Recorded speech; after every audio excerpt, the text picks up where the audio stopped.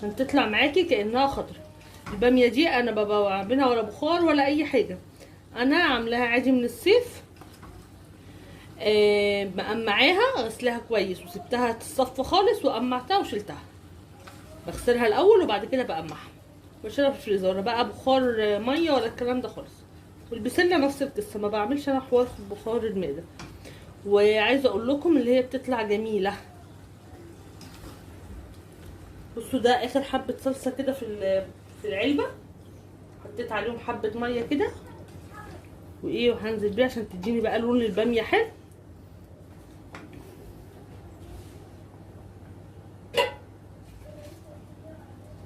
وبعد كده هنزل ببقيه كيس الصلصه بتاعي. انا زي ما قلت لكم قسمت الكيس نصين هنا وهنا، ان انا مش عامله كتير ولا هنا ولا هنا.